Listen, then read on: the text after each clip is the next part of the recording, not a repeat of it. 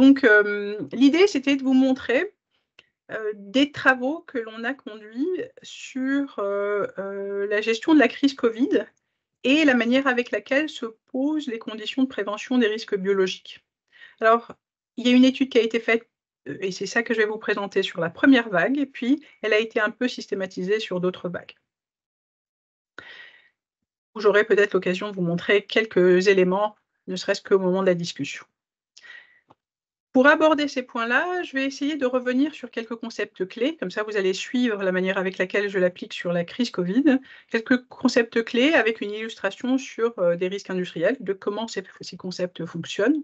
Puis on va voir comment lire à travers ces concepts clés ce qui s'est passé sur la crise Covid. Et vous allez avoir sur cette crise Covid deux parties d'analyse. À la fois une analyse de la manière avec laquelle les différents 11 pays de l'Europe ont géré la crise sur cette première vague. Quand je dis ont géré la crise, en tout cas, ce sur quoi et les éléments d'information sur lesquels on a pu se baser pour avoir quelques informations sur leur gestion de crise. Et il y a une deuxième partie qui est des entretiens faits auprès de groupes d'experts et ces groupes d'experts sur leur manière de voir la crise Covid. Et vous allez voir en fait ce que ça donne comme conclusion. Et puis, qu'est-ce que ça peut inspirer comme recommandation? Alors revenons sur quelques concepts clés que vous allez voir exportés sur la gestion de la crise Covid. D'abord, quand on vous parle de risque, je vous parle d'un risque avec un formatage qui est le suivant, c'est la manière avec laquelle un aléa rencontre des enjeux, et ces enjeux, au vu de leur vulnérabilité, vont produire un risque ou non. Ce risque, il peut être pour la santé, pour l'environnement, pour l'économie, l'image, la société, bref, il peut aborder différents sujets de préoccupation pour des gestionnaires in fine, pour des parties prenantes, et l'idée, c'est de les lister. Mais voici les grandes thématiques autour desquelles on retrouve des préoccupations autour du risque. Ce risque, il est aussi caractérisé en fonction de la manière avec laquelle il va se présenter, hein. Il peut être aigu, il peut être accidentel, il peut être chronique, il peut être diffus. Et en fait, parler des risques, c'est souvent distinguer ces formes-là parce qu'elles ne disent pas la même chose, elles n'apparaissent pas pour des enjeux vulnérables de la même manière. Et puis, la manière avec laquelle on va appréhender le risque, on va le calculer ou le qualifier, va dépendre de ce que l'on veut faire. Gérer des individus, hein, s'intéresser à des problèmes, ce qu'on va appeler du facteur humain, pour des groupes, pour des organisations, des territoires ou au contraire pour l'ensemble de la société. Si l'on voit ça, on va voir qu'en fait, plusieurs études peuvent être menées sur le même sujet, mais elles ne touchent pas souvent les mêmes sphères d'intérêt. Alors, les distinctions, pour voir la distinction aléas et conséquences et enjeux vulnérables, donc vous voyez ici sur un cas industriel ou sur un cas d'objet production de l'aléa, ici vous voyez des formes de pollution, que ce soit par la voiture ou des installations industrielles, même si là c'est effectivement plutôt des sorties de vapeur d'eau vers l'extérieur, vers l'atmosphère. Et vous avez des formes de conséquences qui vont se caractériser. Ici, vous voyez des conséquences, l'air qui devient beaucoup plus pollué, et on peut aller plus précisément sur des conséquences, telles que des conséquences sur la santé. Maintenant qu'on a compris ça, quand on regarde les risques, on a aussi différentes portes d'entrée. On peut s'intéresser à son analyse. Analyser les risques, c'est quoi? Ça a pour objectif de comprendre le risque, c'est-à-dire comprendre l'aléa et les enjeux vulnérables, de manière à proportionner les mesures de prévention ou de gestion de ces derniers. On peut aussi s'intéresser à la gestion des risques. Et là, la gestion des risques, c'est autre chose. C'est la manière avec laquelle on va mettre en place et en harmonie ces mesures sur le court, moyen, long terme avec un certain nombre d'acteurs. On peut s'intéresser aussi au sujet communication des risques, c'est-à-dire la manière avec laquelle s'échange de l'information sur ces différentes parties du risque, sur ces modalités de gestion, à la fois entre communautés expertes ou communautés technocratiques et des communautés des territoires, et entre ces communautés. Alors, quand on s'intéresse à cette sphère de communication des risques, eh bien, on va souvent essayer de regarder de manière plus fine, notamment des biais qui peuvent être cognitifs, organisationnels, sociétaux, culturels, procéduraux. Et c'est bon de distinguer ces différentes sphères, parce que là encore, les études n'approfondissent pas les mêmes sujets. Puis on peut s'intéresser à tout ce cycle de prévention. Qu'est-ce que ça veut dire s'intéresser à ce cycle de prévention? C'est s'intéresser à des risques connus, c'est-à-dire des risques probabilisables, des risques dont les conséquences peuvent être imaginées. C'est là où on rentre dans le principe de prévention. Quand on est sur du risque inconnu, et tous les risques majeurs ne sont pas de l'ordre des risques inconnus. Et donc, des risques inconnus, c'est être dans des situations où on a des risques, mais ils sont suspectés, hein, soit sur la base de quelques éléments d'évidence, soit sur quelques éléments de perçus au sein des populations. Ils peuvent être suspectés, inconnaissables ou, déjà matérialisés. Et pourquoi c'est important de le savoir? Parce que le principe de gestion, qui est le principe de prévention, ne s'applique pas, hein, de la même manière à ces autres typologies de risques. Et auquel cas, on va rentrer dans l'autre cycle de gestion des risques qu'on va appeler la gestion du risque ou de la résilience. Ceci étant dit, quand on regarde tout cet écosystème, eh ben, on se pose la question de la consistance du système de gouvernance de risque. Ça, c'est pour les parties concept et c'est de cette manière qu'on va l'appliquer par la suite. Et je vais vous montrer encore, avant de rentrer dans le cas de Covid, comment on l'applique sur des cas industriels. Vous allez voir, c'est la même chose. Donc, c'est juste pour que vous vous raccrochiez à des cas que vous connaissez. Donc, là, c'est le site industriel AZF et où c'était une installation Seveso Seuil Haut, où vous avez de l'ammonitrate et puis de l'explosif civil pas loin. Et vous voyez que c'est un site industriel qui est en zone, urbanisée et cette urbanisation, depuis, l'époque de l'implantation de l'usine, a évolué aussi, hein, et elle a évolué au fait d'un certain nombre de compromis qui vont se faire entre différents acteurs du territoire, différents acteurs impliqués dans la gestion de risque. Ça, c'est après et c'est les conséquences que l'on retrouve, hein, en tout cas répertoriées post-catastrophe d'AZF.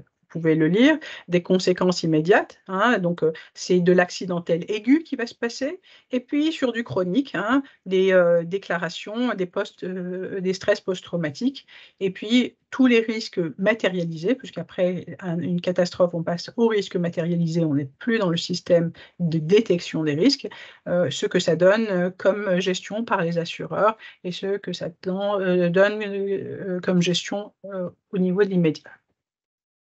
Les outils de gestion des risques, ici, si on a compris, le système aléa et enjeux vulnérables, vous l'avez compris, aléa, c'est, le système usine et les enjeux vulnérables, c'est l'environnement, les personnes, les biens qui sont autour, hein. Le système de gestion des risques, lui, c'est du système de gestion des risques en prévention. Il s'appuie notamment, vous voyez, sur 6 piliers. Un pilier qui est, la réduction du risque à la source, c'est les études de danger revampées en études probabilistes des risques, de la maîtrise de l'urbanisation, la gestion, de l'urgence en interne et en externe et puis, les CLIS ou les CLIC à l'époque, comités locaux d'information et de concertation et comités de suivi de site qui, vont, participer à la construction d'un débat entre les citoyens. Mais le cycle de gestion des risques, vous voyez, il prévoit aussi l'après, c'est le post-catastrophe et post-catastrophe dit majeur, des systèmes d'assurance ou de réassurance qui doivent permettre à la population qui a été, touchée par, les conséquences, de pouvoir rebondir. Et puis plus largement, la montée en puissance des citoyens et puis le suivi des signaux faibles, c'est-à-dire, l'implication et la vigilance, permanente. Maintenant que vous avez compris ça, un exemple aussi de la manière avec laquelle on s'intéresse à la communication des risques.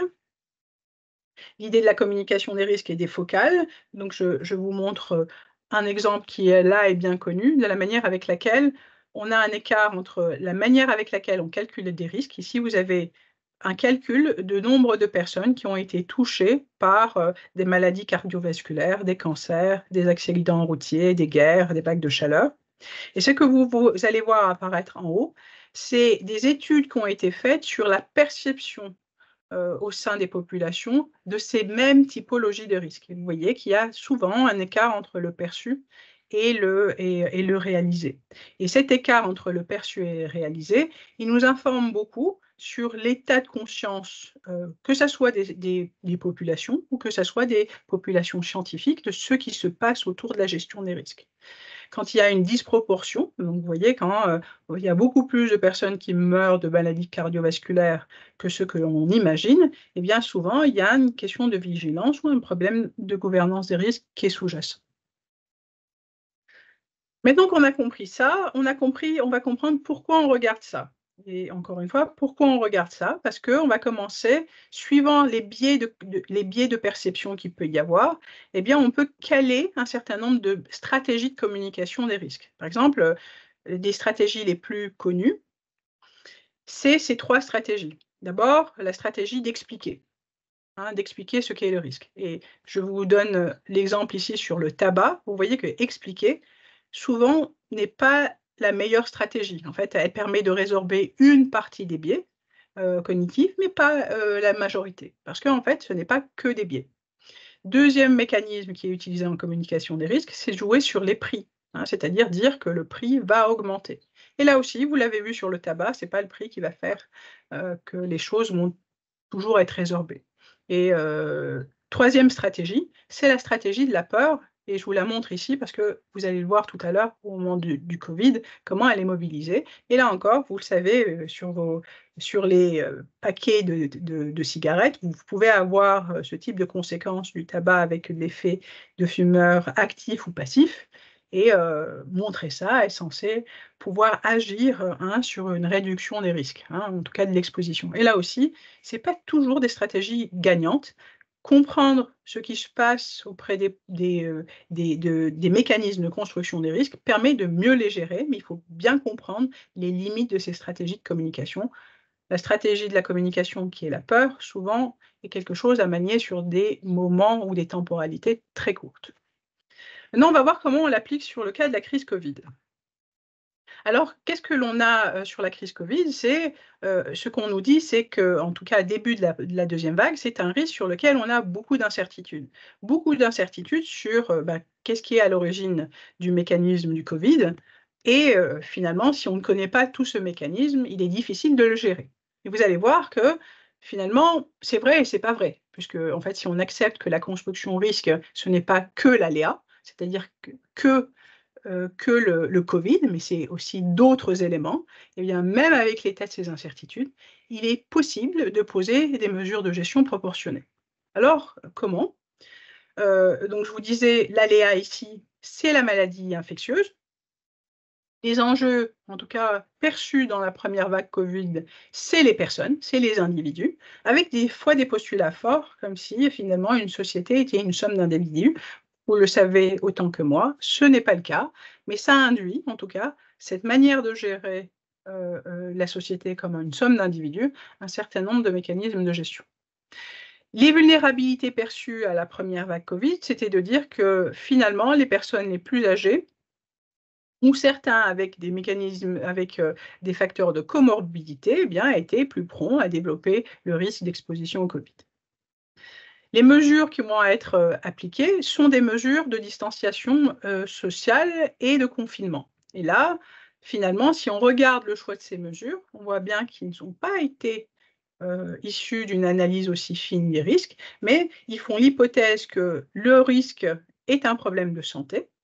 C'est d'abord un problème de santé des individus, avant d'être un problème économique ou un problème social, et un autre problème de santé, non pas uniquement aigu.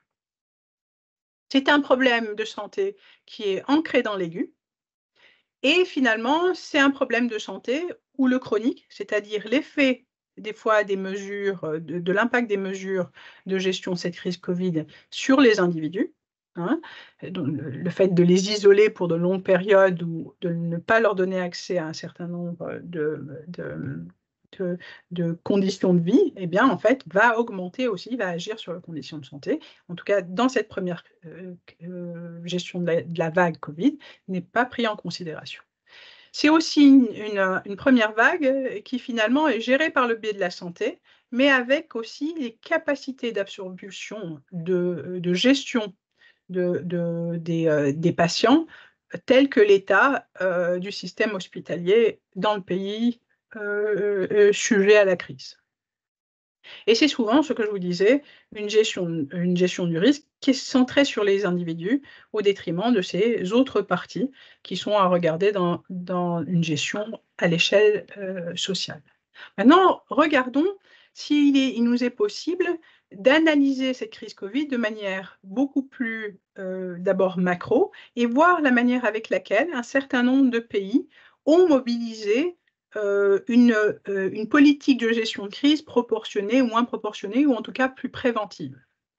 Alors, on va rentrer dans des dimensions socio-économiques. On a dit on va rentrer sur ce mécanisme de gouvernance des risques qu'ils ont mis en place, en tout cas sur lesquels ils ont partagé de la donnée accessible dans la sphère publique, et on va voir la manière avec laquelle les sciences du risque et du danger ont été ou non mobilisées par les décideurs publics. Regardons quelques aspects socio-économiques et on va voir comment justement cette crise a été gérée. Voilà les pays que j'ai pu étudier plus finement. Donc, vous voyez, 11 pays de l'Europe. Il y a l'Espagne, la France, l'Angleterre, l'Italie, la Slovénie et on a la Slovénie, on a l'Allemagne, on a effectivement la Norvège, la Suède et on a la Russie. Vous voyez ici, les couleurs représentent si on est avec des économies d'export ou d'import. Et là, pour la France, une économie d'export. Voilà. Et maintenant, ce sur quoi je vous demande d'être vigilant, c'est que cette étude a été faite, cette recherche a été faite sur la base d'un certain nombre de conditions d'investigation. D'abord, en fait, les indicateurs qu'on a suivis sont des indicateurs qui sont volatiles, c'est-à-dire qu'ils bougent. Et en fait, on va capter une partie de l'information. Mais cette partie d'information, elle est juste indicative sur les mesures de gestion, sur la manière avec laquelle on gère la crise. La seconde, c'est que, en fait, le moment où on déclare les indicateurs, c'est-à-dire que les indicateurs et les informations qu'on va utiliser sont déclarés à des moments de temps différents de pays en pays, et ce qui veut dire que des fois, l'indicateur n'absorbe pas complètement ce qui s'est passé à l'échelle territoriale. C'est aussi des cultures de déclaration de données différentes. Une déclaration de données quantitative ou qualitative est inscrite dans un système de gouvernance, est inscrite dans une culture de pays et une culture d'aléas, on va dire. Et puis, en fait, dites-vous que le pouvoir d'achat par pays n'est pas le même, donc il y a des petites choses qu'il va falloir considérer de manière plus globale. Et il y a aussi des effets de synergie que l'on ne capte pas ici, qui sont des effets d'amplification ou d'atténuation de la crise qui se créent entre pays que l'on ne prend pas en considération à ce stade-là. Alors, ce que nous avons essayé de faire, c'est la chose suivante. La première, définir des grandes catégories de critères. Ici, vous avez des critères qu'on a appelés des critères de capacité de gestion des problématiques de santé publique. Alors, pour ce faire, nous avons essayé d'aller regarder des critères particuliers qui étaient des données qui étaient déclarées, et nous avons recréé des sous-critères. Par exemple, ici, vous voyez, au lieu de prendre que le nombre de personnes qui sont par pays sous le seuil de pauvreté ou en condition d'exclusion sociale, eh bien, nous avons calculé les pourcentages par rapport au total des populations. Nous avons pris aussi la population de plus de 65 ans, considérant qu'elle était beaucoup plus vulnérable. L'idée aussi, c'était de voir la moyenne de l'état de vie en bonne santé ou de nombre d'années de vie en bonne santé à partir de 65 ans par pays. Et voir la disponibilité à la fois des lits d'hôpitaux et que vous voyez dans ce critère-là, en proportion par rapport à la population du pays, mais aussi de voir la disponibilité des services d'urgence par pays et toujours par rapport à le pourcentage, la population existante au niveau du pays. Puis après, nous avons considéré la densité de population par kilomètre carré. 3 autres jeux de critères vont être aussi considérés, des critères, de dépenses de santé qui sont faites à l'échelle, des pays. Et donc, un des critères, c'est de prendre le DALY. Alors le DALY, c'est, un indicateur qui agrège, à la fois le nombre d'années de vie, en bonne qualité de vie qui est pris en qui est, gagné, hein, face à une pathologie et ou à des pathologies auxquelles on additionne les années de vie perdues. Et là, je l'ai ramené au total de la population. Et je vais rajouter 2 ratios, les dépenses de santé déclarées par les pays ramenées au total de la population de ces pays et les dépenses, investies dans la protection sociale ramenées au total des pays. Je vais rajouter le deuxième jeu de critères qui est les critères qui vont nous renseigner sur le niveau de confiance, soit en les institutions publiques, et donc là, il est représenté en pourcentage et la confiance en les médias pour renseigner la manière avec laquelle, les populations vont croire ou non à la diffusion de l'information qui leur est transmise.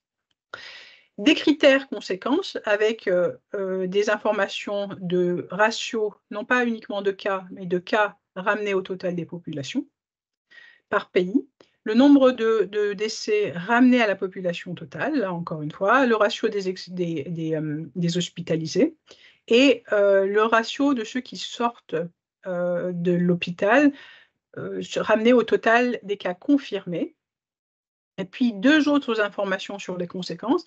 La conséquence sur, le PIB pour les pays, parce que là, c'est plutôt des conséquences sur la santé et des conséquences, sur, le nombre de cas qui ont porté sur des populations précarisées ou de plus de 65 ans, hein et combien ça représente, vous voyez ici, ce que ça représente par rapport aux populations des pays.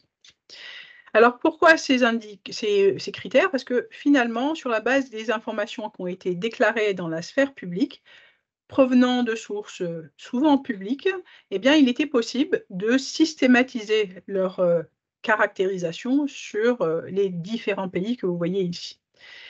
Sur la première vague, en fait, certains pays n'ont pas déclaré pour des raisons X, Y, des fois politiques, des critères que vous voyez ici, hein. Vous voyez, des critères conséquences, notamment sur, le nombre d'hospitalisés ou le nombre de personnes étant sorties des hôpitaux.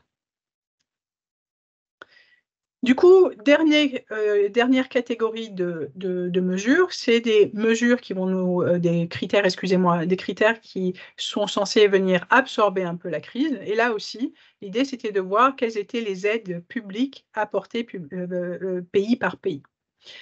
Et donc, nous proposions, au moment de l'étude, ces critères, le ratio de l'aide publique ramené à la population totale, le montant, la valeur absolue, du ratio, du nombre, de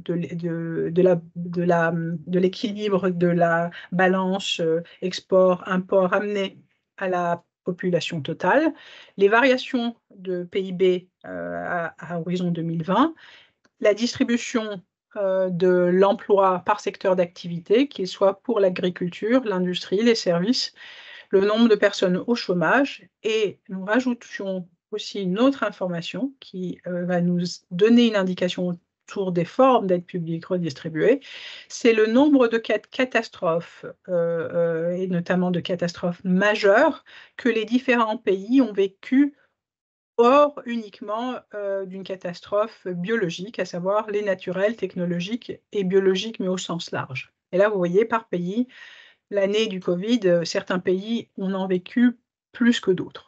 En tout cas, déclarés réglementairement comme étant des catastrophes. Du coup, sur la base de ces indicateurs, eh bien, la première chose qu'on va faire, c'est de faire un certain nombre d'études, globales. Donc vous voyez ici les pays qui sont représentés vers le bas, hein, l'Angleterre, la Suède, la Slovénie et autres. Et ce qu'on va regarder, c'est en fait les valeurs qui vont venir se présenter de manière extrême. Par exemple, ce que vous voyez ici, c'est que dans le cas, par exemple, de l'Espagne, eh bien, on a des valeurs assez fortes de pourcentage de cas confirmés par rapport à la population totale. Il a une des valeurs les plus hautes. Qu'est-ce que nous permet d'avoir, qu'est-ce qu'on arrive à avoir au niveau de ce graphe? C'est les valeurs extrêmes, c'est-à-dire ce qui est le plus caractéristique d'un certain nombre de critères, pays par pays, hein. Est-ce que c'est plus les pertes en vies humaines qui les caractérisent ou au contraire des dotations publiques qui sont très faibles? Et donc, ça nous permet de voir un certain nombre de profils ou de données un peu extrêmes. Résumé différemment, on prend les pays en ligne et puis on regarde celles qui ont les plus grandes valeurs extrêmes. Vous voyez, par exemple, les valeurs les plus basses sur certains critères. Par exemple, là, la Croatie a 4 valeurs qui sont très basses. Et on va regarder les cas d'espèce de ces critères dont les valeurs sont les plus basses. Alors que, par exemple, la Norvège, elle a 4 valeurs très basses et 5 valeurs très hautes, hein, dans le rouge ou dans le bleu. Et on systématise ça de cette manière. Et on va voir les profils qui vont ressortir. Alors un exemple, quand on connaît maintenant les valeurs les plus basses et les plus hautes, il faut regarder les détails. Par exemple, dans le cas de l'Espagne, on voit qu'elle a les valeurs les plus basses, par exemple, sur la disponibilité de lits d'hôpitaux et de services d'urgence. Et par rapport à sa population, ça, c'est sous-dimensionné. Et vous imaginez bien que ça, c'est sous-dimensionné, ce n'est pas dû à la crise, mais c'est dû à une organisation du service de santé publique. Idem, si on regarde les valeurs les plus basses, c'est le nombre de valeurs du DALI, donc je vous disais le nombre, en gros, l'état de santé de la population, hein. Mais l'état de santé et la manière avec laquelle ça grève les fonds publics par rapport ramené à la population globale. Cet indicateur-là, il dit que, en fait, en grande masse, eh ben, la population, même s'il y a peu de lits d'hôpitaux, par contre, la population espagnole semble être en relatif par rapport aux pays étudiés en de meilleures conditions. Si maintenant on regarde les valeurs les plus hautes sur les autres critères, on voit quoi? On voit qu'on a beaucoup de cas confirmés par rapport aux autres pays. En fait, l'Espagne a le nombre de cas confirmés par rapport à sa population globale, le nombre de morts et le nombre de personnes hospitalisées et le nombre de personnes au chômage qui sont les plus importantes par rapport aux autres pays. Ça veut dire quoi? Ça veut dire que finalement, l'Espagne, ici, au vu de cette configuration, présente l'une des configurations de vulnérabilité et de conséquences de la crise qui sont les plus hautes. Donc on voit bien que l'Espagne va faire partie des pays qui sont les plus à risque. Si maintenant on regarde la Norvège, qui est un peu le cas extrême, même si sur la première vague, en fait, la Norvège a été peu touchée, voire pas, vous voyez que les valeurs les plus basses, la Norvège a les valeurs les plus basses sur le nombre de cas hospitalisés, les personnes au chômage, le nombre de catastrophes naturelles, technologiques et biologiques, et ça veut dire que ça ne touche pas à sa capacité d'absorber des fonds à mutualiser avec la société. Et elle a le niveau le plus haut de confiance en médias et le niveau le plus bas, excusez-moi, de confiance en les médias et le niveau le plus faible de seuil de pauvreté. Et elle a les valeurs les plus hautes de confiance en l'État et de ratio d'aide publique par rapport à sa population. Et je vous laisse regarder aussi la manière avec laquelle sont pensés les investissements publics pour la Sécu par rapport amené au PIB. Et là, vous avez compris, on peut faire systématiquement ça pays par pays. Puis on va regarder ça en relatif, on va regarder chaque indicateur pays par pays pour voir comment se comportent ces indicateurs. Par exemple ici, vous voyez que si on regarde le pourcentage de cas confirmés par rapport à la population totale et principalement la population qui comporte les plus de 65 ans et les plus précaires, eh bien, ce que l'on regarde dans les graphes, en regardant un à un les indicateurs, vous voyez que la France a le ratio le plus fort Et en deuxième position, on a l'Espagne. Donc on voit qu'il y a certains pays qui, encore une fois, ont des conditions de vulnérabilité sur certains de leur population qui semblent être plus importantes que d'autres, notamment la Norvège ou dans ce cas-là l'Italie, pour les valeurs les plus basses. Donc regardez en relatif les critères et regardez les critères un à un et par pays nous donne déjà une cartographie des zones ou des indications où il y a quelque chose de faible ou de fort en termes de mécanismes de gouvernance, de vulnérabilité des populations et des territoires, ou au contraire de niveau d'exposition à l'aléa. Du coup, ce que l'on observe en relatif, par exemple, on observe que les plus vulnérables en termes de population, si on regarde aux autres pays, en fait, la France se retrouve, en tout cas à la première vague, ça veut dire que c'est structurel, à un pourcentage de personnes vulnérables qui représente plus de 135% en relatif du total de sa population exposée. Et on constate de la même manière que finalement l'Italie et la Norvège, vous le disiez tout à l'heure, sont très peu exposées, sont très peu vulnérables à ce niveau. Donc, pourquoi regarder encore une fois ces grands indicateurs? On voit qu'avant de mettre en harmonie tous les critères pour voir qu'est-ce qui est spécifique de pays en termes de gestion de crise, eh bien, on voit qu'il y a déjà des pistes qui nous disent que, indicateur par indicateur, on a de forts niveaux de vulnérabilité. Ça, c'est la structure de l'économie. La structure d'économie des pays, vous voyez que la grande partie de l'économie des pays va se baser sur une économie de services. Et on a d'autres parties, le deuxième strate, c'est sur de l'industrie. Et après, l'agriculture, elle est en relatif beaucoup plus faible. Vous voyez ici les taux de chômage pour ceux qui ne travaillent pas dans les 3 secteurs cités juste ici. Eh bien, en fait, les taux de chômage, eux, ici, sont pour l'Espagne, le taux de chômage le plus haut par rapport, en tout cas, à ce qui a été déclaré.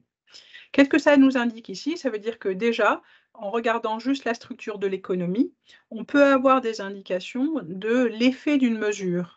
Donc rappelez-vous, de gestion de la crise sur le pays. Donc si vous avez une grande partie de la population qui travaille dans le secteur agricole, gageons que si vous gardez la population fortement enfermée à la maison, ça a un effet significatif sur le secteur d'activité. Et voilà, on peut continuer, on peut extrapoler ça sur l'industrie, comme vous pouvez le voir ici, le niveau ici le plus haut pour la Slovénie, hein, qui a plus d'industrie, en tout cas déclare pour sa population une structure d'économie où l'industrie absorbe plus de l'emploi en relatif par rapport aux autres pays, va être aussi beaucoup plus touchée par la gestion de la crise. Donc voilà, encore une fois, ce que ça nous permet de voir, ces éléments critère par critère, c'est de voir en fait des éléments qui sont significatifs par pays. Et là, vous voyez un autre indicateur qui est l'indicateur, un indicateur de chômage, où vous voyez que les valeurs les plus hautes sur certains secteurs sont sur la Slovénie, la Russie, l'Allemagne et la Croatie, et notamment sur l'industrie. Je vous passe ça, vous avez compris, on systématise les mêmes analyses critère par critère, notamment sur l'effet sur le PIB, ramené aux populations globales, et la manière avec laquelle les pays prévoient leur effet sur le PIB. L'effet aussi sur les ratios import-export.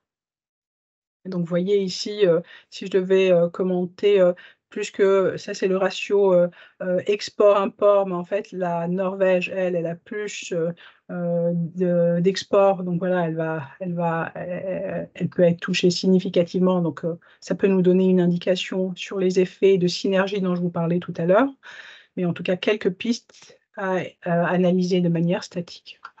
Donc, qu'est-ce que l'on retrouve ici? C'est que, en fait, ça nous donne critère par critère, ne serait-ce que de manière très globale, des informations sur le niveau de préparation des États à des potentielles conséquences de la gestion de crise. Et donc, la crise n'est pas le Covid, c'est le niveau de préparation à l'absorption de crises de grande ampleur.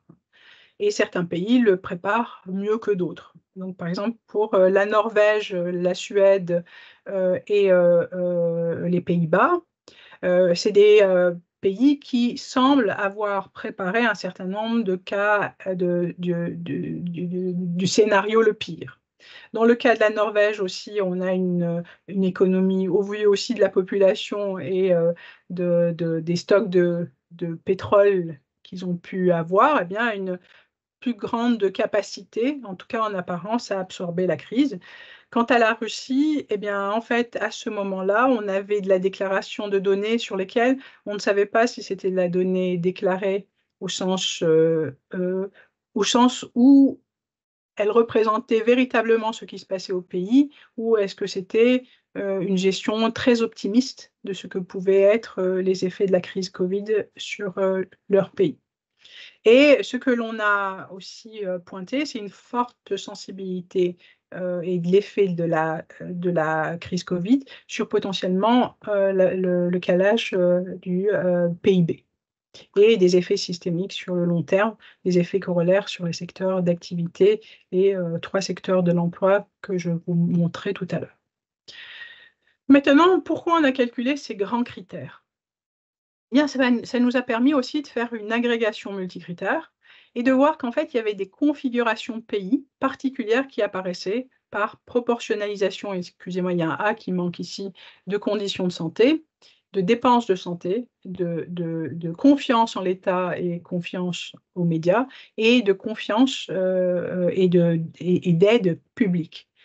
Et en fait, en fonction de ces 3 grands critères, on a pu calculer des classes de vulnérabilité conjoncturelle et structurelle pour les pays. Par exemple, sur la première vague, ce que l'on a pu voir apparaître, c'est qu'en termes de vulnérabilité, la France, l'Allemagne, les Pays-Bas, la Norvège et la Suède et l'Angleterre étaient dans des configurations similaires, alors qu'en termes de vulnérabilité, l'Italie et l'Espagne présentaient des vulnérabilités d'une autre forme.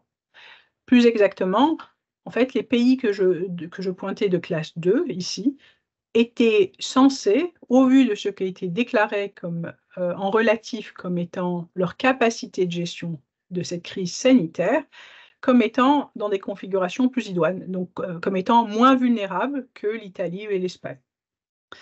Et ce qui est très intéressant maintenant, c'est qu'on regarde la classe des conséquences, c'est-à-dire les conséquences déclarées sur la santé et déclarées sur l'économie. On se rend compte que certains pays, démarrant avec un potentiel fort d'absorption de vulnérabilité, tombent dans des gammes de conséquences plus sévères que d'autres. Donc, ainsi, par exemple, si vous regardez la France et l'Allemagne, qui respectivement sont dans des classes de vulnérabilité similaires, l'ampleur des conséquences pour la France, c'est-à-dire sur l'économie, sur la santé, ont été plus sévères en relatif par rapport à l'Allemagne.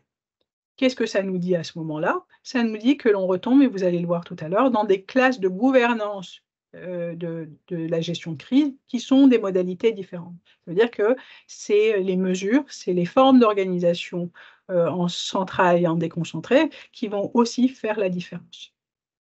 Et c'est le choix des mesures qui vont faire la différence, c'est-à-dire agir que sur la santé ou la santé, l'économie et le social.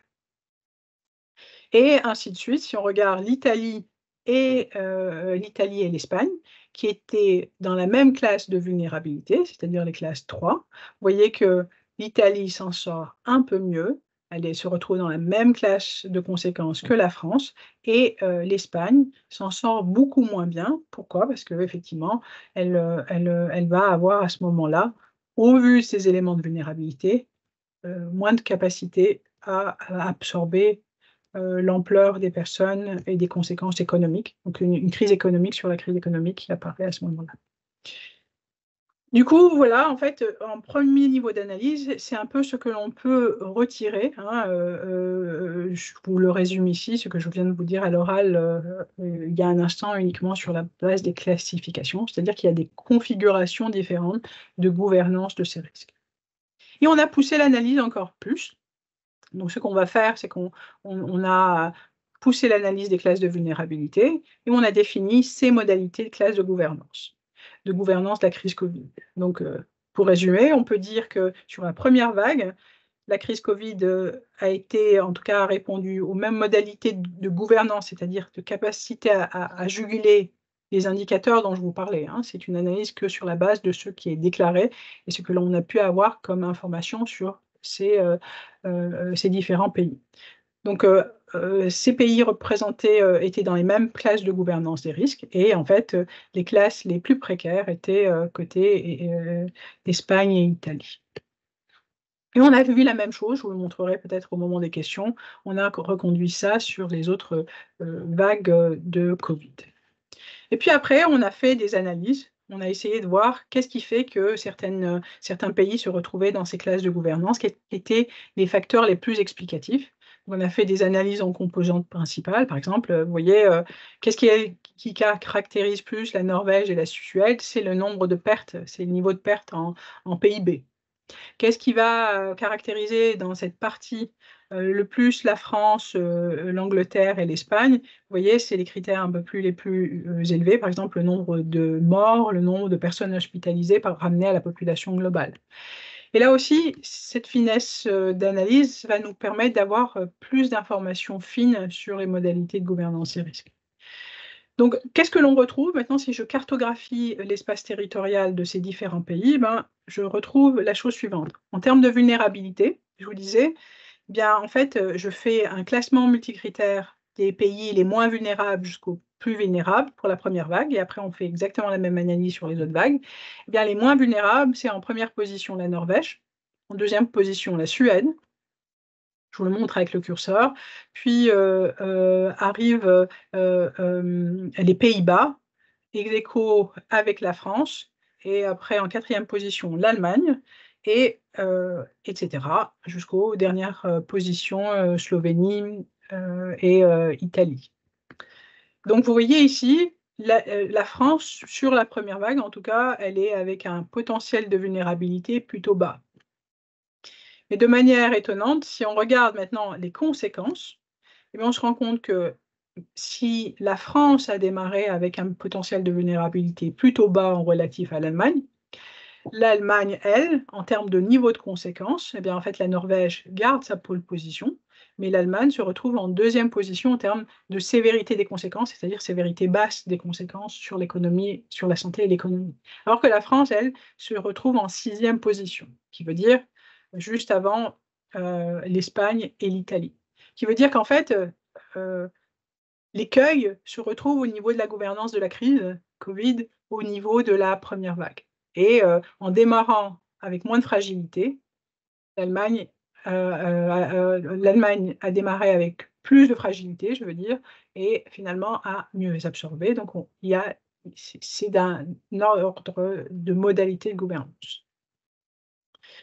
Donc finalement, qu'est-ce que l'on retrouve? Ben, on retrouve, ces différentes configurations de gouvernance que l'on peut imaginer. Donc c'est une crise qui était prédictible et si on comprend que la crise, ben, c'est pas l'aléa, hein, c'est aussi, la vulnérabilité, c'est aussi les modalités de gestion et avec les données, les données que j'ai pu concaténer, pour les différents pays à mon niveau, on imagine bien que s'il y avait une enquête qui était menée par les États de manière fine, eh bien, en fait, on aurait déjà les conditions de vulnérabilité, des informations sur les conditions de vulnérabilité et les faiblesses ou les forces en termes de gouvernance.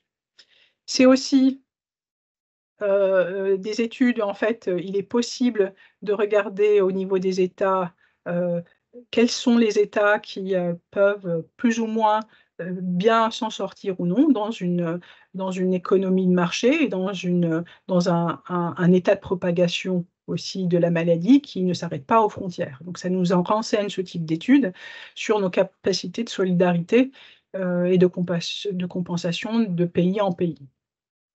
C'est aussi des études qui nous permettent aussi d'aller au fin fond des couches profondes des catastrophes, hein. C'est de comprendre qu'en fait, encore une fois, il y a des éléments de prédictibilité. Reste à dézoomer sur ces éléments de prédictibilité sur lesquels souvent on veut ou on pourrait ne pas vouloir se questionner parce qu'on manquerait de matérialité des évidences.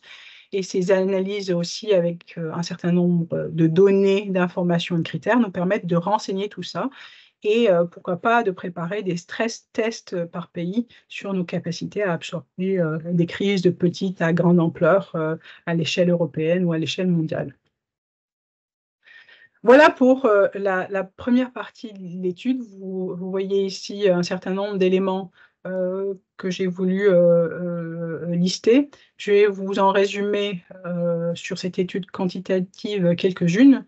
La première, c'est qu'il est possible de suivre, d'avoir un espèce de tableau de bord des pays au niveau de la gestion de catastrophes ou de crises majeures. Et il est possible de créer ces indicateurs et ce suivi d'indicateurs, soit par flot continu, c'est-à-dire en continu ou à des moments clés, pour discuter entre les États. Et il est possible aussi d'aller au-delà de quelques indicateurs à l'analyse des modalités de gouvernance. Et il est possible aussi de raffiner les études de manière micro, méso, macro, à la demande, suivant en fait qui pourraient être les commanditaires de l'étude. Ça peut être aussi de manière sectorielle, voir l'effet d'une crise ou d'une catastrophe sur tout un secteur d'activité. Ça, c'est pour la partie très quantitative. Maintenant, il y a une deuxième partie qui, elle, va s'appuyer sur des entretiens et qui va voir comment on a mobilisé la science et notamment, l'idée, c'était de voir si dans la gestion de cette crise Covid, il y avait eu la mobilisation des savoirs sur les risques, c'est-à-dire les méthodes d'analyse de risque, de gestion des risques et autres, et voir comment ils ont été activés. Alors, ce que l'on a fait, c'est que il y avait un groupe qui est l'ISTAG, c'est European Science and Technology Advisory Group pour l'UNDRR. Et l'idée, c'est autour de 11 narratifs faits par des experts, interviewés au sein du groupe. L'idée, c'était d'aller maintenant, sur la base de l'enregistrement de ces entretiens, d'aller voir de quoi parlent les experts quand ils parlent de la crise Covid, quels sont les éléments clés. Alors, il y a des parties qui se font en analyse d'entretien classique, mais ça peut être accéléré aussi par de l'analyse textuelle qui va nous permettre, bien sûr, une première analyse des entretiens nous permet d'avoir des hypothèses et on va aller creuser avec ces analyses textuelles si nos hypothèses ressortent ou non. Et donc, ce que l'on a fait, on a fait une analyse, une fois qu'on a eu des hypothèses sur ce qui ressortait des entretiens auprès des experts, on est allé investiguer un certain nombre de points en faisant ces analyses textuelles qui vont se baser sur de la classification hiérarchique descendante, de l'analyse toujours de correspondance, analyse factorielle de correspondance et des analyses de similarité. Qu'est-ce que l'on retrouve? On va retrouver les choses suivantes. D'abord, en fait, quand on pose des questions au sein de ces différents pays, des experts pays, mais on se rend compte que certains vont insister plus sur certains sujets plutôt que d'autres. Ce qui ressort dans les entretiens, c'est qu'il y a, d'une certaine manière, 5 classes de préoccupations au sein de ces populations d'experts.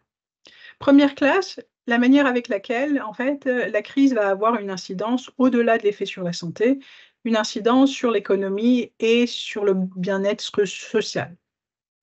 Deuxième classe de préoccupation, ils vont se poser la question de la manière avec laquelle il y a ou non une préparation de la société, une préparation du collectif des pays à une façon d'absorber individuellement ou collectivement des crises de cette ampleur, c'est-à-dire quelles sont les conditions de vulnérabilité.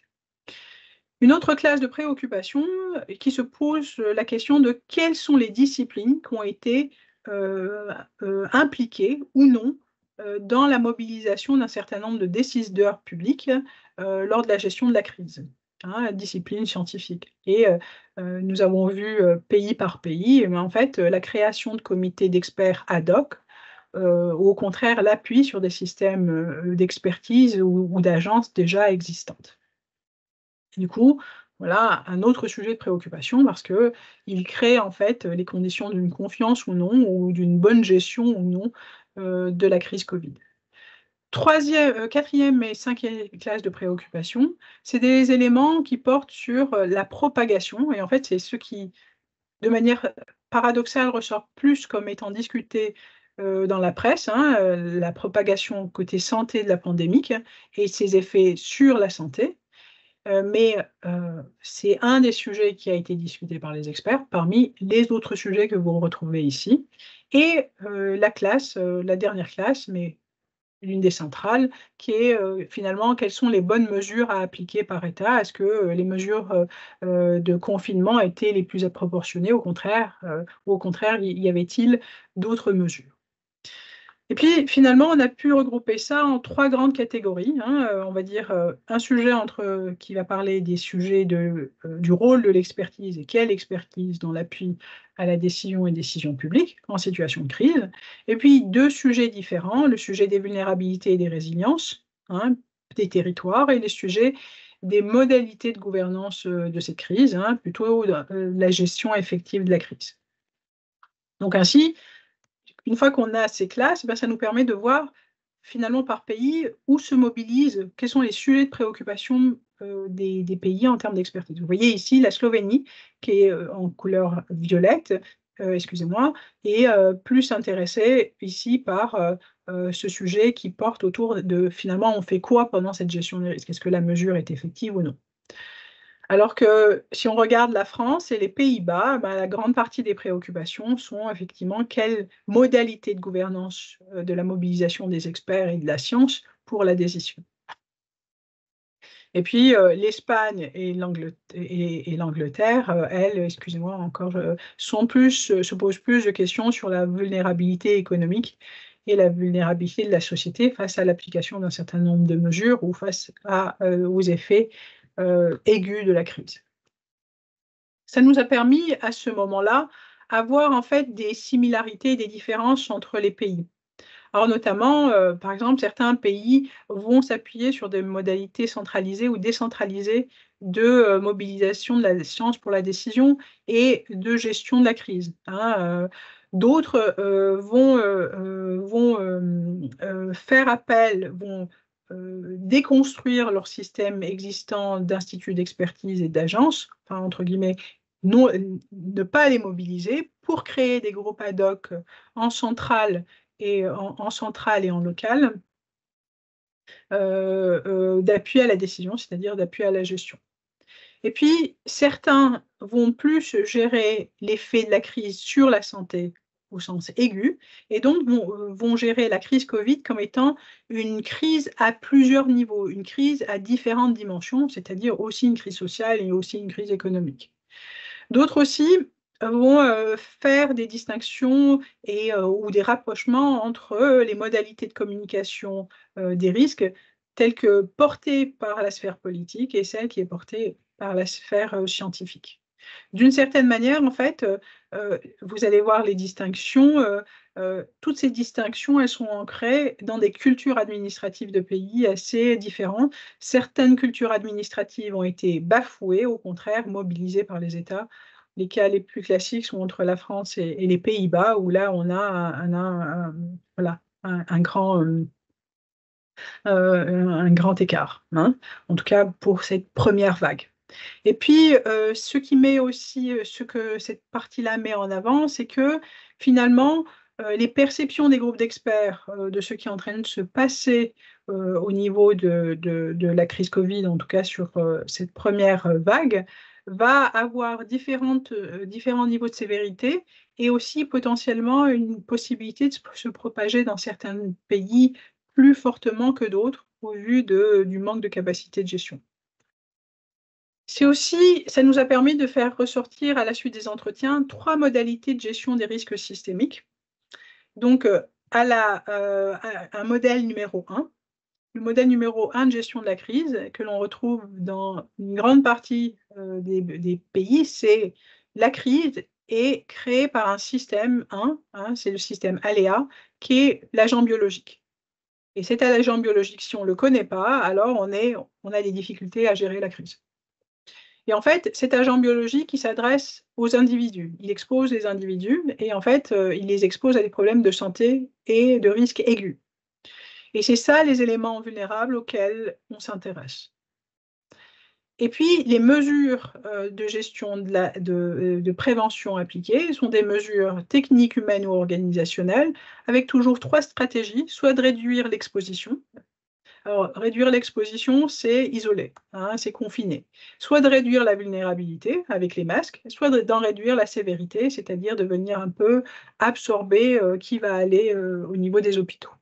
Ça, c'est en fait sur la première vague, une des configurations des risques systémiques les plus communes. Et vous voyez que, en fait, elle ne donne pas beaucoup de prise aux éléments systémiques du risque, puisqu'elle se focalise principalement sur une seule typologie de risque.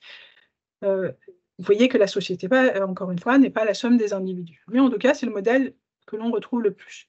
Certains autres pays ont, eux, ressortent plus de cette modalité de gouvernance des risques systémiques. Donc, toujours une conception du risque comme étant l'aléa biologique comme stressor, et la société, et non pas la somme des individus, comme vous voyez dans le premier modèle, hein, c'est la société qui est plutôt vulnérable.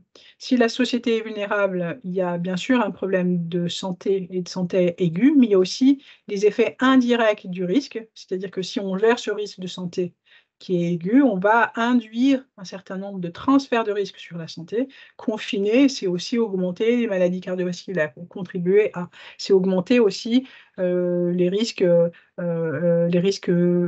pour la santé mentale, hein. Mais c'est aussi des effets immédiats ou de long terme sur l'économie ou sur la société. Donc du coup, certains modèles de gestion des risques de pays ont très vite vu ces différentes dimensions. Et puis, les mesures de gestion des risques mobilisées, toujours techniques, humaines et organisationnelles, mais toujours avec les mêmes stratégies de réduction de la vulnérabilité ou d'exposition de la sévérité. Mais par contre, ce qui va distinguer d'autres, c'est les effets corollaires, les effets cascades ou les effets immédiats ou différés de certaines mesures de gestion des risques. Et là, effectivement, par exemple, certains modèles comme la Suède ou sur le Pays-Bas ont montré qu'il y avait beaucoup plus de préoccupations, en tout cas sur la première vague, en tout cas de préoccupations sur la prise en compte de ces typologies de risques.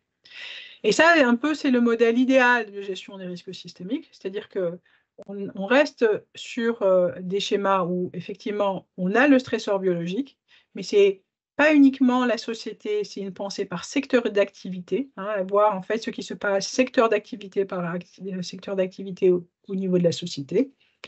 Et de voir secteur d'activité, vous l'avez compris, les secteurs d'activité de l'économie, l'agriculture, l'industrie, les services et autres. Et c'est de penser systématiquement, en fait, les différents risques qui sont par secteur et les différents risques qui sont pour la société en tant qu'ensemble, c'est-à-dire penser le 360 degrés sur santé, sur les risques pour la santé, pour l'économie et pour le sociétal, et de voir, une fois les mesures prises, les effets de transfert de risques induits par les mesures de gestion des risques. Donc du coup, ça nous a amené à prendre certaines recommandations. Et en fait, quelles étaient les recommandations? En fait, qu'est-ce qu'il faudrait? Quand on a systématisé aussi cette étude sur les autres vagues de crise et les effets des mesures de gestion de la crise sur, en fait, ces transferts de risques. On s'est rendu compte qu'en fait, il y a véritablement un besoin de repenser les outils de prévention et de gestion de crise, ou en tout cas les renforcer, de manière à mieux penser les plans de prévention sur des choses, vous l'avez vu, des risques connus et des risques qui vont se passer dans les interfaces. Il y a des choses à repenser, et c'était les conclusions dès la première vague Covid, penser des plans de continuité d'activité, hein, pour des plans de résilience à la territoriale, communale, régionale, départementale, mais aussi en des plans de continuité d'activité sectorielle. C'est voir, en fait, il y a plein d'états de catastrophe et en fait, il se trouve que l'état de catastrophe sanitaire était à l'époque, en tout cas, et finalement toujours le cas, est un cas un peu particulier sur lequel il mériterait d'y avoir un travail plus fin de caractérisation des risques, c'est-à-dire de meilleure proportionnalisation de mesures de gestion de risque derrière et de meilleure organisation.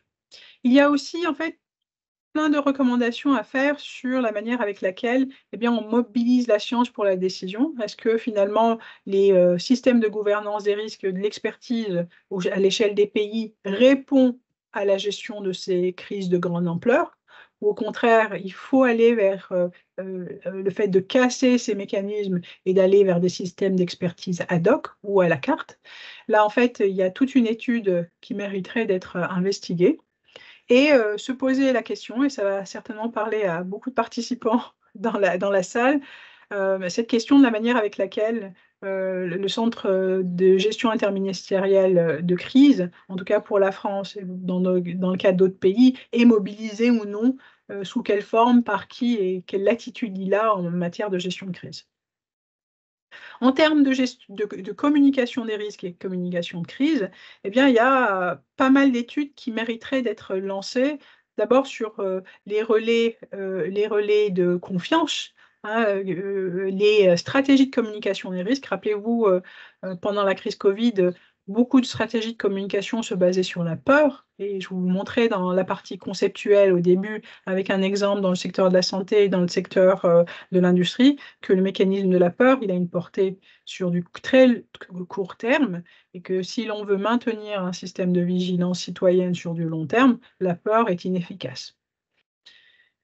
Et puis, finalement, en termes de gouvernance, ça a posé beaucoup de questions, notamment la question des responsabilités, hein. Finalement, est-ce qu'il n'y a pas des commissions d'enquête qui auraient mérité d'être mandatées très tôt pour voir ce qui est en train de se passer sur la gestion de l'aléa, sur la caractérisation de l'aléa ou la caractérisation des vulnérabilités, mais aussi à la suite de ce qui s'est passé sur le séisme de l'Aquila, qu'est-ce que ça a comme incidence quand on est dans un groupe d'experts ou quand on est une communauté scientifique de s'exprimer sur quelque chose qui finalement, sur lesquels on a peu ou où on a peu de légitimité, non pas scientifique, mais peu de légitimité administrative, disons. Voilà. Et puis, les effets aussi de la pérennité des systèmes démocratiques à la suite d'activation de l'état d'urgence tel qu'activé lors de la gestion de la crise par différents pays. Donc, avec, d'une certaine manière, un abolissement de certaines libertés pour les populations et qu'est-ce que ça peut avoir comme conséquence. Je vais m'arrêter là, je pourrais vous montrer le reste des éléments, mais je pense que ça a été déjà assez dense. Et je vous laisse le temps des questions ou des réactions. Aël, à toi. Je vais ouvrir le bal en remerciant Myriam pour cette présentation absolument passionnante. J'avais une question peut-être un peu transversale sur un terme que j'ai pas du tout entendu, qui est le terme de culture, et en même Oui, temps qu'on avait beaucoup entendu quand même pendant la crise Covid, oui. avec peut-être deux questions. La première, c'est dans la communication sur le risque, quelle est la place aussi des approches qui peuvent être culturelles? Tu as par exemple donné le cas du tabac. On sait bien par exemple que le fait de véhiculer une image positive, notamment à travers le film, joue un rôle déterminant dans la persistance du tabac et que ce qui a permis aussi de diminuer le tabagisme, c'est de revenir justement sur cette approche culturelle. Est-ce que c'est quelque chose aussi voilà, que tu considères? Et ma deuxième question, elle serait surtout sur la culture du risque. Alors, j'imagine qu'en tout cas dans ces pays-là, il n'y a pas du tout les mêmes cultures du risque, culture de la crise ou même habitude en tout cas de faire face à des risques et des crises. Et est-ce que c'est quelque chose que vous avez vu dans le cadre de cette enquête ou que vous avez pris en compte, même si voilà, il y a quelques indicateurs, notamment sur la gouvernance, est-ce que c'était peut-être le proxy aussi pour appréhender cette notion de culture? Mmh. Merci beaucoup, Maëlle, pour la question. On va dire que pour la première partie, c'est-à-dire la dimension culturelle au sens large, elle va se retrouver à différents niveaux. Je vais en donner 3 illustrations. La première, c'est la culture administrative. Et donc, par pays, on a un rapport à la centralité et à la décentralisation de la décision différente. Et là, typiquement, la façon de penser, la centralité, la décentralisation, juste avec nos voisins, hein, l'Allemagne et la France, c'est assez illustratif avec l'Inde et l'État central en France. Et aussi le rapport aussi à la santé et le rapport à l'hôpital. Par exemple, dans certains pays, typiquement la France, hein, on va attendre que on peut aller très tôt à l'hôpital dès qu'on commence à avoir un certain nombre de signes précurseurs. Alors que dans le cas de l'Italie, en fait, ce que l'on a noté, c'est que, ou dans le cas de l'Espagne, ils vont attendre jusqu'au dernier moment. Quand le cas va devenir critique, alors ils vont aller à l'hôpital. Et d'ailleurs, ça va même se retrouver dans certaines consignes qui vont être diffusées. Là aussi, un autre élément culturel, c'est toujours sur le premier point, un autre point sur le culturel, c'est la place de la famille. Ainsi, le premier lieu d'absorption d'un certain nombre de pertes ou soucis de santé ou de soucis économiques qui sont portés par les individus vont, dans certains pays, plutôt être absorbés par la famille, hein. En tout cas, le premier relais, c'est la famille, et le relais, in fine, c'est les autres mécanismes publics, hein.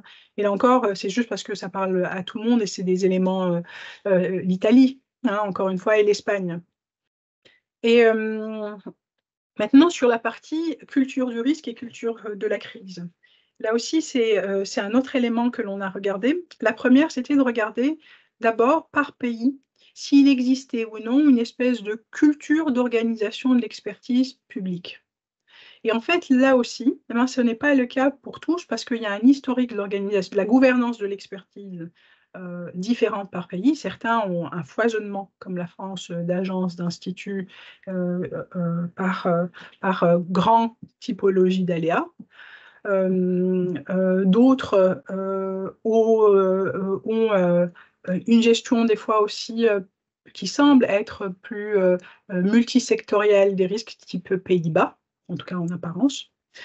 D'autres semblent manquer d'agences et d'institutions publiques, type Slovénie, type voilà, type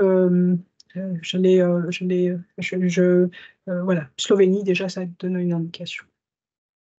Donc après, il y a au-delà de ça, c'est existe-t-il un certain nombre d'éléments qui peuvent être regardés en termes d'écho au niveau des populations, comme crises majeures qui ont pu se passer, de crises sanitaires majeures qui ont pu se passer. Le cas de l'Espagne en est un cas. En fait, quand j'ai mis à un moment donné un indicateur qui était le nombre de catastrophes par an, en tout cas sur cette année, quand on fait l'analyse de manière longitudinale et diachronique sur plusieurs années, on se rend compte que certains pays sont plus frappés que d'autres. Et en fait, ça forge, non pas, ça forge le fait qu'on va absorber des pertes et qu'en fait, il faut se préparer ou connaître qui peut être là au moment des pertes subies. Et certains, encore une fois, si on prend le cas de la France, 12, à ce moment-là, on a 12 catastrophes qui en tout cas sont déclarées à l'échelle de la déclaration mondiale comme étant le nombre de catastrophes nationales. Eh bien, ça montre normalement pour la France le fait que normalement la population serait préparée, puisque là, elle en a absorbé 12. Hein. Bien sûr, pas sur la même maille, la même maille territoriale, hein, ça ne touche pas toute la nation, mais ça touche un espace territorial. Mais l'idée était d'en rendre compte d'un certain nombre d'indicateurs. Ce que l'on a essayé aussi sur la partie culturelle, on avait à une certaine époque essayé de lancer une étude avec l'université de Haïfa, pour voir en fait la manière avec laquelle justement les cultures différentes. L'idée c'était de faire une étude comparative entre la France et Israël pour voir en fait comment se perçoit, hein, comment à la fois les populations perçoivent le rebond, perçoit les risques liés à cette crise Covid, et en fait comment ils s'organisent derrière ça pour voilà, se préparer à la next crise. Alors, je pointe aussi un point aussi sensible, c'est qu'à l'époque, il y avait eu des appels à projets ANR Covid, Flash, et ce qui est souvent triste, c'est que toutes les approches qui visent à analyser, par exemple, des dimensions de la crise à 360 degrés, sont des fois des études qui sont peu financées. Hein, on préfère aller regarder une monodimension de la crise, ce qui, des fois, est faible. Mais donc, du coup, c'est un moyen pour moi de vous dire que, normalement, voilà, j'espère qu'il y aura de la recherche aussi à venir, qu'on pourra financer une étude 360 degrés sur les dimensions d'une certaine manière culturelle, mais pas au sens étroit de culture des pays face à la crise Covid. Voilà, quelques éléments de contribution, Maëlle, pour ta question. Il y a peut-être quelques éléments qui ont été mis dans la discussion. Avez-vous, alors oui, merci beaucoup pour cette raison. Avez-vous participé à ça? Oui, oui. Alors, je vous mettrai. En fait, j'ai conduit l'étude. Et puis, je vais vous mettre le rapport. Je vais vous mettre le lien vers le rapport que j'ai rendu à l'ISTAG de l'UNDRR. Je vous le mets dans un instant dans le chat. Et j'ai fait conduire la suite de l'étude comparative sur les autres vagues, et puis l'effet des mesures sur les différents pays. Je ne sais pas si elle est là, mais Baptistine Gourdon, qui est depuis en thèse de doctorat sous ma direction. Donc, je vais vous mettre le lien, pour ceux que ça intéresse, vers le rapport. Et après, voilà, il y a d'autres parties. Ça sera à vous de me demander des parties plus approfondies. Y a-t-il des questions, des propositions de points d'investigation? Parce que c'est les moments des séminaires du Conseil scientifique de la FPCNT, donc c'est le moment aussi de pointer un certain nombre de défis qui vous semblent importants.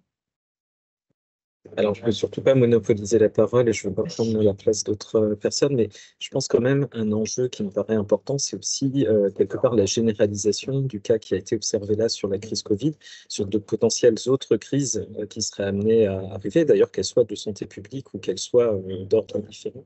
Et peut-être te poser aussi la question, parce que j'ai moi-même été très surpris pendant la crise Covid, de la surprise que ça avait engendré, parce que finalement, des crises, des pandémies, en tout cas statistiquement quand même 2 à 3 fois par siècle. Il y avait déjà eu la crise du H1N1 15 ans auparavant, en tout cas, qui avait montré en tout cas des débuts de préparation.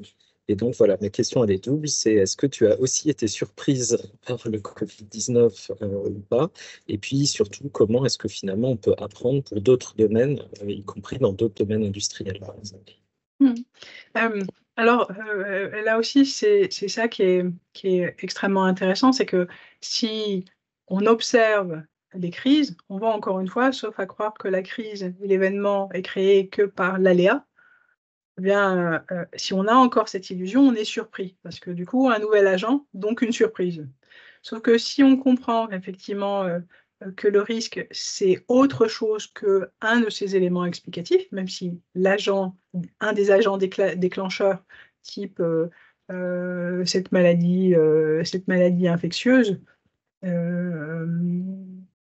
si on comprend que c'est autre chose, on comprend qu'on a des éléments de prédictibilité. Et ces éléments de prédictibilité, on le voit dans des signes forts, même pas des signes faibles, qui sont donnés dans, d'une certaine manière, une forme de délitement du système de santé publique.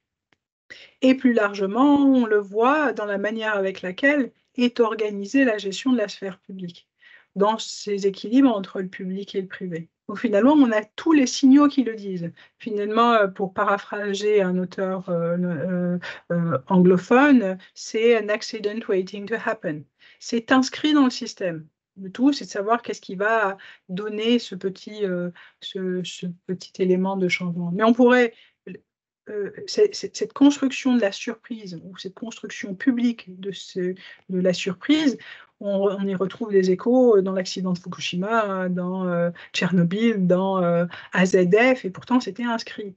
Et ce qui fait du tort souvent, c'est de croire que quand on dit c'est inscrit dans le système, on est en train de mobiliser ce qu'on appelle le biais rétrospectif. Absolument pas. Ce que l'on est en train de dire, c'est que oui, bien sûr, on a plus d'éléments quand ça s'est réalisé, mais absolument pas. On sait, on a les signes. Si on dézoome de l'analyse du système uniquement aléa, si on dézoome sur le système de systèmes que l'on doit observer, c'est-à-dire le système de gouvernance, le système réglementaire, le système territorial, les systèmes industriels et sur le temps, et on a toutes les traces qui disent qu'on a des vulnérabilités profondes. Alors, qu'est-ce que l'on en fait quand c'est des vulnérabilités profondes? On tombe aussi sur, finalement, ce que dit les discours sur on est surpris. C'est souvent le discours autour des risques.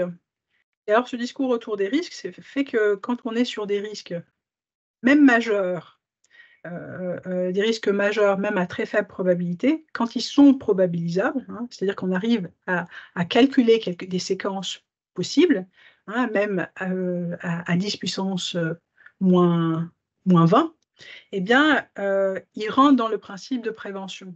Et s'ils rentrent dans le principe de prévention, on est censé avoir ce qu'on appelle des évidences au sens anglophone, c'est-à-dire on a de la donnée, on a quelque chose que l'on peut partager avec un tiers, un décideur public, en tout cas quelqu'un qui va faire bifurcation des attentions et des investissements pour dire, ben là, il faut investir ici plutôt qu'autre part. Et ce que ça nous dit, en fait, c'est que peut-être qu'il y a des situations de vulnérabilité profonde dont il est très difficile de donner des éléments d'évidence qui pourraient activer une adhésion au discours, hein, qui pourrait constituer un doute raisonnable et à la mobilisation de l'investissement.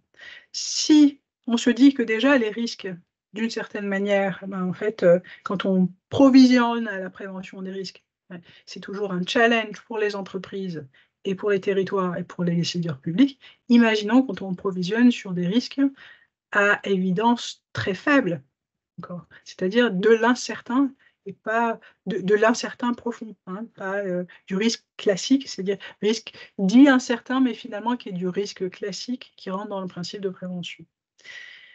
Donc voilà,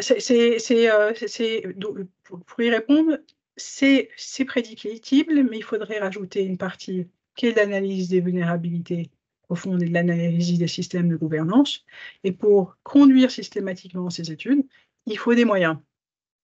Et des moyens où il faut mobiliser des tiers décideurs. Donc ce que disent les discours publics, c'est la difficulté à convaincre, mais pas de prédire. Ouais.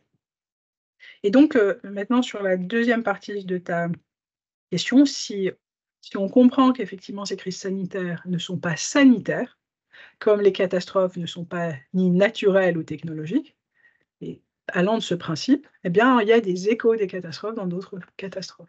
Et donc, on apprendra de la même manière sur l'organisation de la gouvernance de ces risques. Là, l'idée en cours, et ça pourrait mobiliser beaucoup d'entre vous, c'est de lancer un projet de recherche sur plus largement, dézoomer de cette question de catastrophe, encore une fois, labellité sanitaire et autres, et se dire qu'est-ce qui est en train de changer dans les systèmes?